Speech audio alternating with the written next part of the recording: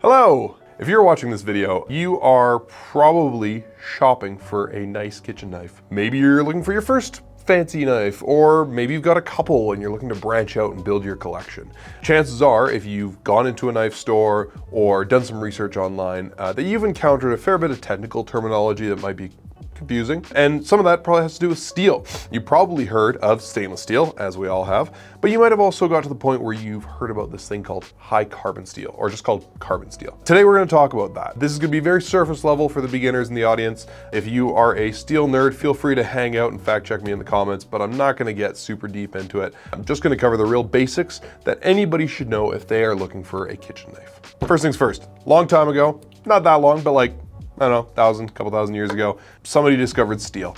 They got some iron out of the earth, they hammered the crap out of it and turned it into steel. Steel is basically a whole bunch of iron with a little bit of carbon in it, which allows it to get nice and hard. And this was popular as a material to make knives and weapons and tools because it was way harder than any, bronze or any of the other materials at the time. And so it was very effective and very useful, but it would rust very easily. So about 100, 150 years ago, somebody started introducing other elements other than just iron and carbon to steel intentionally rather than just by mistake from contamination. And they discovered that if you add the right stuff to steel, it becomes stainless steel. Basically, steel that doesn't oxidize. See, when you have just raw iron or iron mixed with carbon, those iron molecules can get bonded with oxygen very easily and oxidize, which we just call rust. But if there's other elements in the mix, the right elements, they can bond with that iron in a way that prevents it from oxidizing, or at least oxidizing easily. Stainless steel can rust, but it doesn't very easily, and so it became a very useful material for a lot of applications. That having been said, introducing those other elements would make the steel softer. And so stainless steel was often considered inferior to high carbon steel, especially by knife makers who preferred the purity of high carbon steel, primarily because it gets harder, stays sharp longer, and will hold a sharper edge for a longer time. Now, that was the case for most of the last century. But in the last few decades, enterprising steel makers started messing around with the chemical structure of steel. They had the technology and equipment and know-how that they needed to dial in the exact recipe that they used for their steel, and they found ways to make stainless steel that was almost as hard and almost as high performance as high carbon steel. And so that gap of performance was suddenly closed. And so you saw a lot more knife makers, and not just the cheap and cheerful ones, knife makers all over the world making knives that were stainless steel but worked as good or almost as good as high carbon steel knives. Now, when we first started getting into kitchen knives and Knifewear and selling them around 2007, 2008, it was generally the case that high carbon steel was almost always harder than stainless steel. And so at the time we would say that, high carbon steel would stay sharp longer and take a sharper edge, whereas stainless steel might not stay sharp quite as long, but is much easier to take care of. Steel companies have continued to innovate and continue to come out with higher and higher quality steels. Stainless steels that are as hard or even harder than high carbon steel. Now, one example of that would be tool steels or powdered stainless steels. These are steels made in ways totally different from the typical methods, and that allows them to achieve a hardness that is, again, similar or superior to high carbon steel, but be very difficult to rust. Some steel makers even came out with high carbon steels that wouldn't rust easily, like Algami Super, for example. Now, I'm not going to get too much into specific steel names. There's lots of other videos for that. But really what you should know these days is that as long as you're buying a high quality knife made by a, reputable person or company, sold by a reputable brand, you're going to get a knife that performs well, that will hold an edge beautifully and hold it for a long time. At Knifewear, we deal primarily in Japanese kitchen knives, and so you have a really strong guarantee of quality there. Not always, but generally speaking, almost anything out of Japan is going to be top notch. But you're seeing lots of knife makers elsewhere in the world use these super hard steels to make their knives. And so as long as you know the factors to look for, you're going to be able to get a knife made from really nice hard steel. It's going to perform beautifully.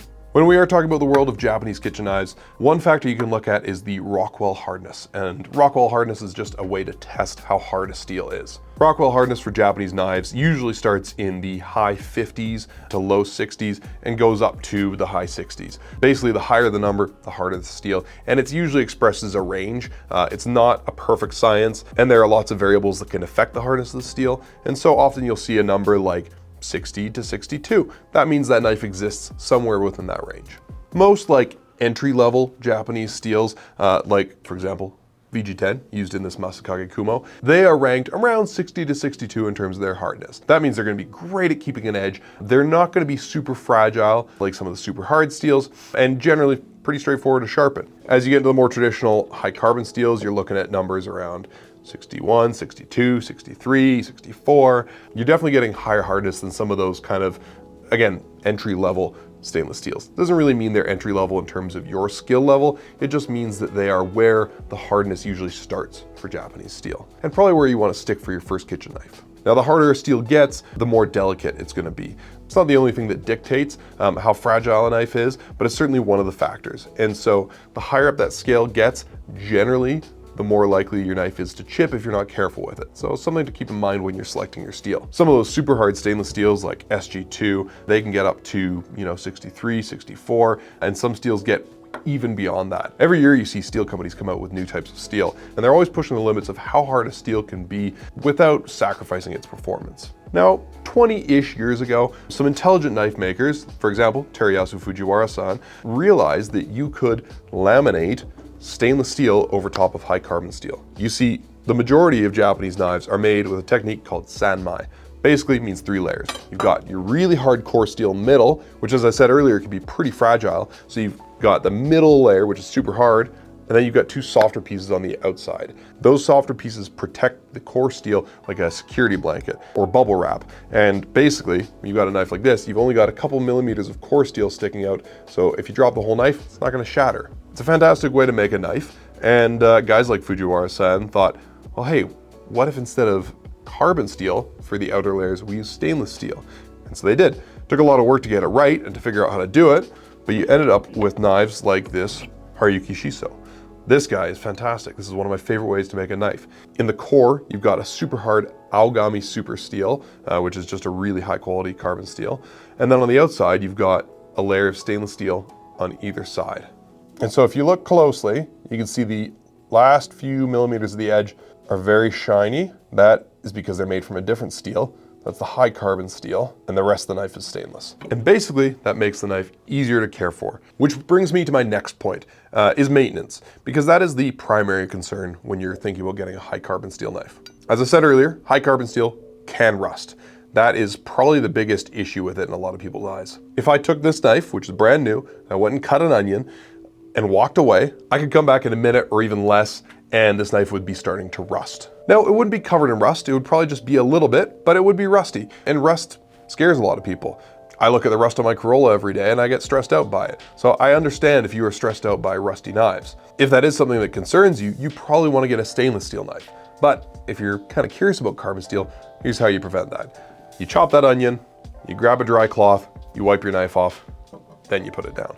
The only step that's different is wiping the knife off, getting those juices off of the knife. See, oxidizing requires oxygen, but it also requires a catalyst. Water, or more often, acidic foods, the juices from acidic foods. So citrus, tomato, onion. Less acidic things or basic things like meat, for example, can also oxidize your knives, but they'll do so much less aggressively than an acidic ingredient. Once you are done chopping, cutting, slicing with a knife, go to the sink, wash it by hand, a little soap, a little bit of hot water, dry it off right away, dry it thoroughly, and then put it away. And that's it. It's honestly not that hard, but if you're like me and you have a kid, you might get pulled away from the cutting board in an urgent manner, and maybe you don't have time to wipe that knife off. And so I end up using my carbon steel knives when I'm cooking alone, and when there's other distractions and things going on, I use a stainless steel knife. If you really got down the research rabbit hole, you've probably heard somebody tell you that you need to oil your carbon steel knife. You certainly can. You want to use a blade oil, not just olive oil, because it'll go rancid. Something like camellia oil is both food safe and won't spoil, and so is best to protect the blade. And that's great in humid climate or just somewhere with a lot of moisture where the blade could rust easily. But personally, the only time I oil my blades is if I'm putting them away for long-term storage, just so any residual moisture, atmospheric moisture won't rust the knife. If your knife is just going on a magnetic block or in the drawer, there's no need to oil it. If you do get a bit of rust, it's pretty easy to deal with. My coworker Sky has this great video about how to remove rust, but it's extremely simple. Unless your knife has been rusting for years, you're not going to see any serious level of damage that you can't come back from. As you use the knife, if you take good care of it, you will start to get a patina. But this is basically oxidization that isn't rust. See, when your knife gets exposed to moisture or acidity, it's gonna start to oxidize regardless, but if you stop that reaction quickly, it'll oxidize in a good way. Rather than turning orange or red, it'll turn gray or brown or blue or green. And any of those colors are good because they are oxidizing in a way that protects the steel. Rust is destructive, it eats into the steel. Patina is protective, and you wanna leave it alone. The more you use the knife, the more it'll build up a patina, and the more that patina will prevent the knife from rusting. Stainless steel doesn't rust, or at least doesn't rust easily. It can rust, watch out. But if stainless steel basically doesn't rust and can perform just as good as high carbon steel in a lot of situations, why would you wanna buy a carbon steel knife? First off, it's cool, right? I like carbon steel knives because they do change with age. It's like a good leather jacket, right? If you want a jacket that isn't gonna show its age, you're gonna buy something from like the hiking store that is always gonna look brand new. I like leather jackets and leather boots because they show their age and they patina and change with time. They also just look really rustic and cool. Beyond that, some blacksmiths won't work with stainless steel, or some won't work with carbon steel. Every knife maker has their own preference. A lot of blacksmiths like high carbon steel, either because it's traditional or because it's just easier steel to work with. A lot of sharpeners prefer high carbon steel because it tends to sharpen better and react better with the stone. It won't necessarily get sharper, but just about any experienced knife sharpener will tell you that they prefer to sharpen a high carbon steel knife. Even if you're a carbon steel purist, you should always have one stainless steel knife for when your in-laws come over and need something to help out with dinner. It's also important to note, don't put your knives in the dishwasher. I don't care what kind of knife it is, don't put it in the dishwasher. Dishwasher is a great place for stuff that you don't like very much. I mentioned that stainless steel can rust, and putting a stainless steel knife in the dishwasher is one of the best ways to rust it. Now before I sign off, I can hear some of you click-clacking away on your keyboards and reminding me that the hardness of the steel isn't the only thing that affects how long it stays sharp. And that's very true. Again, I'm trying to keep this pretty surface level for the beginners, but when you are shopping for a knife, I think your choice of steel is one of the most important things to decide early on, because it's gonna help you narrow down the choices. Deciding carbon or stainless or maybe whatever,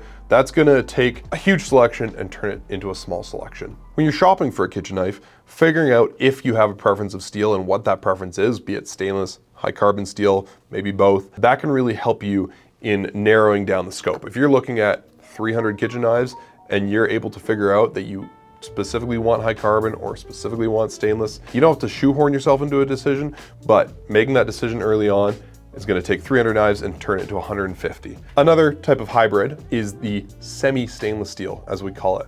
Now that's just a made-up category that we came up with, but it's kind of like a water-resistant jacket. It can get wet, just not as quickly. And semi-stainless is pretty much the same.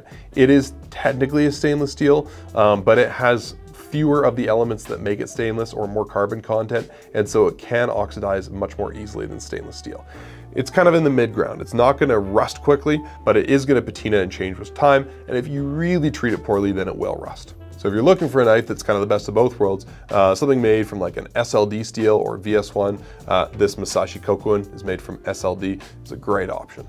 So if you need more help choosing a knife, comment down below with a question or shoot us a message at knifewear.com. We'll get back to you right away and hopefully help you find your dream kitchen knife. Butterfly in the sky, I can go twice as high. Take a look, it's in a book, a reading rainbow.